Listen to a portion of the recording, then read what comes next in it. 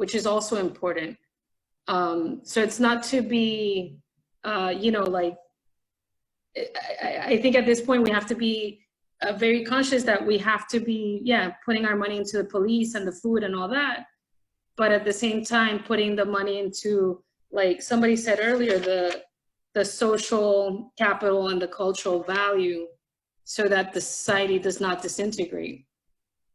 But that's my 2 cents. And that brings up, I think, an interesting question is, so what levels of organizations can adopt these declarations? Could some of us on this call manage a district? Can our districts, should our districts start adopting it? Should we push our cities to adopt it? Should there be a community agreement document that floats around that people can just sign their name to, and it's the community itself owns the document? Any thoughts on what levels of organizations to target, or where this could grow strength? I'll jump in for a second and say, you know, all of the above.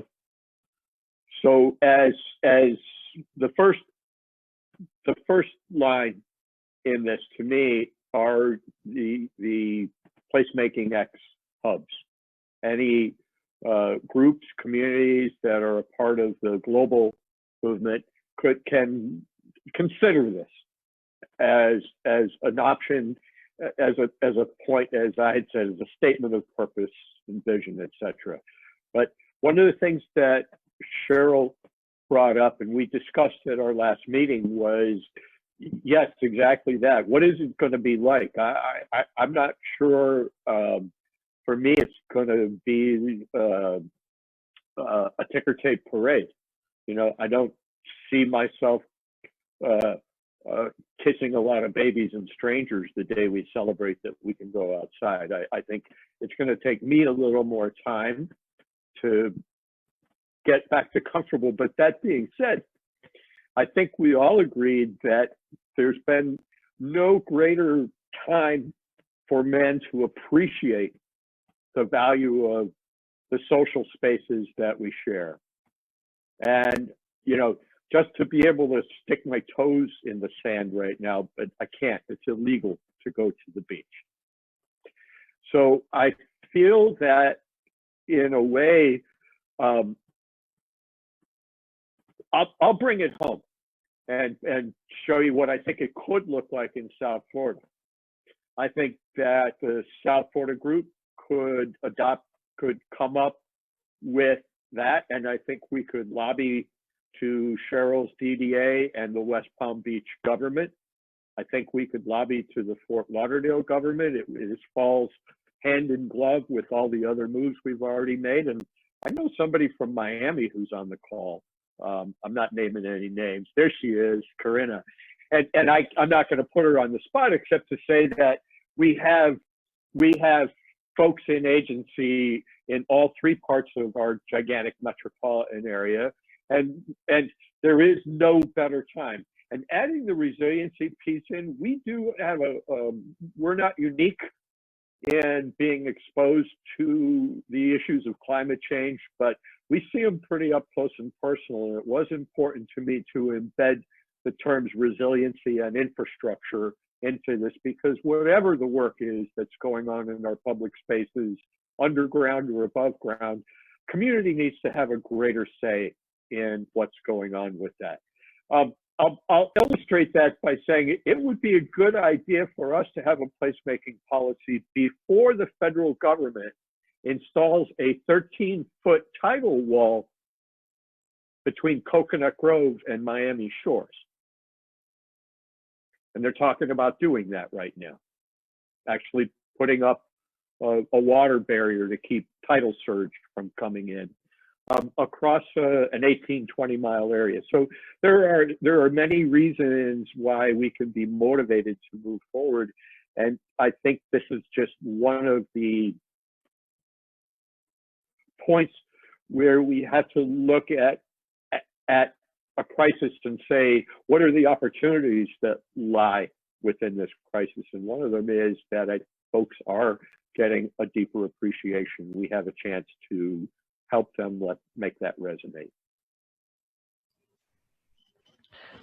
So I think what I'm learning on this call was the first Wuhan Declaration was really written by kind of a PPS think tank, adopted by the Wuhan government and acknowledged by the UN. So it's a very powerful opening silo.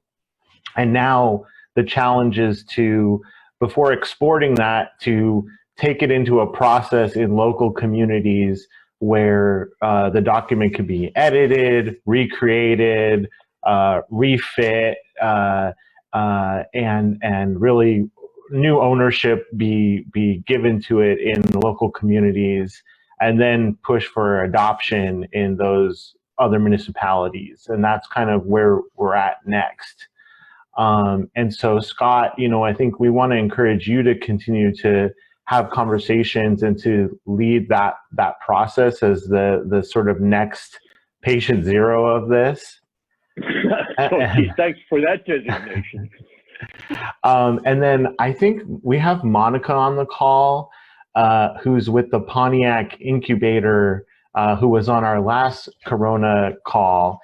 And she's talking with us about a sort of co-design techniques and skills that they have in their incubator.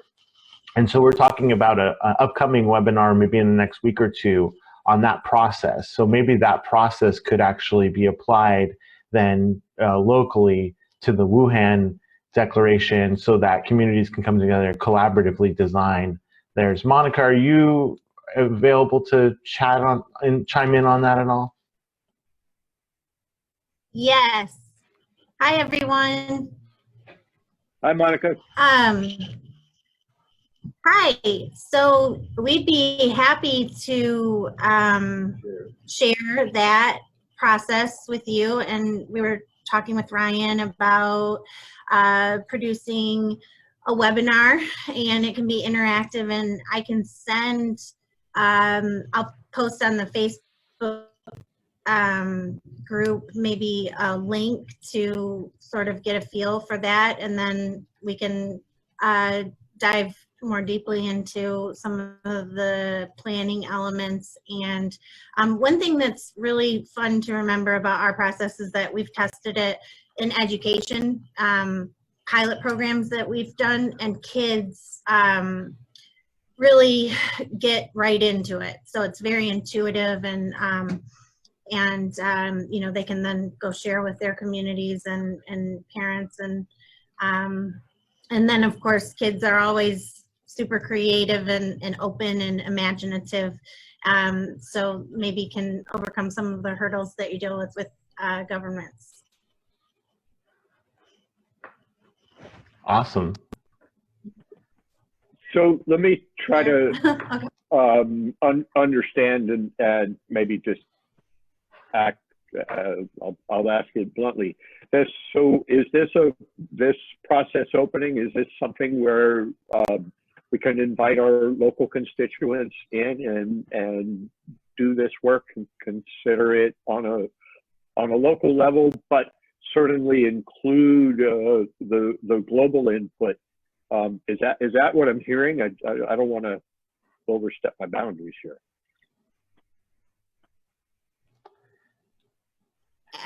Absolutely, and we'll follow your lead.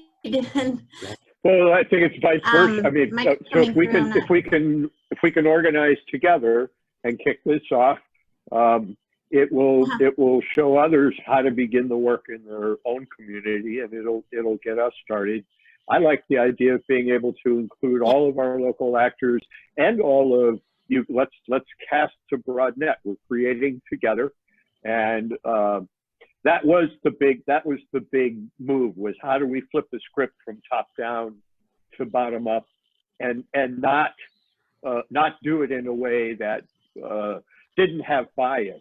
So to me, it's like, let's start a process and open up the buy-in to everybody. And I'll I'll bring together all the local actors and leaders that I can to participate in that, and we'll go from there. That sounds great. Yes, Scott, I think you volunteered as guinea pig for us. And then you've got people who were involved in the Wuhan, like Ethan and Milena and Hans, and then you've got Monica with the process that might be able to open this up to everyone having a hand in the document. And the definitely was for you. I see Milena. Did you want to say something before you have to leave in the chat? You're chimed in here. Yes, actually, I was trying to write it down what I wanted to say because I have to leave soon in 10 minutes. It's the way I see it now and the way it's been developing and starting this whole new life that Scott initiated for the Wuhan Declaration, which is really like great.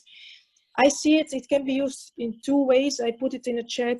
One way is like to keep on retrofitting it and adapting it to all different contexts that are in need for such a declaration to be able to go further with their placemaking initiatives. So that's definitely one way to continue with it.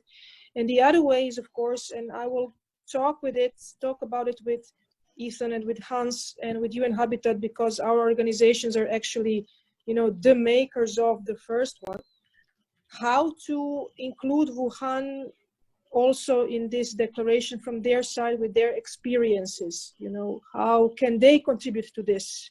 How do they see it? But it's something that it's really the issue of you know, this international level of declaration kind of stuff. So that was my suggestion, and I will contact Hans and Ethan with this to see how can we work on both international level and how you guys can work further on the local levels and keep on modifying it for, you know, for the placemaking needs. That's what I wanted to add.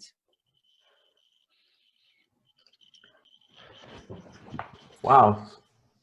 So this is really powerful. So we have Scott, who's willing to lead a local tribe through this process, and then you've got the support of the really global players who were involved in this first one to even bring it back to Wuhan and UN. And I think both those parties will probably be really excited that they've inspired this action and it's continuing to move forward and innovate across country lines. And I think what we're playing with is some very powerful stuff. I saw when I was in Tokyo that, you know, the Yokohama City had studied the public-private partnership at Bryant Park and other cities' frameworks for public-private partnership, and they utilized what they saw in the landscape to create one of the most advanced public-private partnership infrastructures I've ever seen, with even a PPP window at City Hall. So you could walk in and get your public-private partnership. So I think that there's a lot of opportunity and that this is a good thing to be worth our time and focus. And I'm grateful, Scott, that you're helping move it forward. So some of the next steps that I have recorded here are that, you know, Scott, you're going to start organizing online meetings around the editing and adopting of the document and invite both local and visiting scholars. We're going to work with Monica at Pontiac Incubator on a co-design working session. And I also want to add, Cheryl, with regards to what you had asked, I think we should do another session separate to this on how we're taking our current efforts online, because a lot of us are working on that as well. So that's kind of going to be something else that I think we move on in a parallel line. And that some of the definition of what we're trying to do is flip the top down to bottom up on this in the next iteration of it. And Milena, Hans, and Ethan can maybe touch back with UN Habitat and Wuhan to see how they can be involved and if they have any lessons that they can share from what's transpired so far. I had one quick comment